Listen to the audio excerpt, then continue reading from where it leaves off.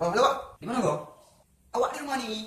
Udah siap tugas kemarin kau? Ya, belum siap aku nih. Palak li dah, skripsi dah banyak li nih. Aku pusing tuh udah mikir tugas nggak siap-siap. Oke lah, Wak.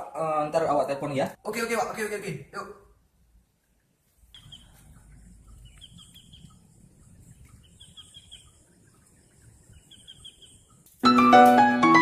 Ya, mana Pak?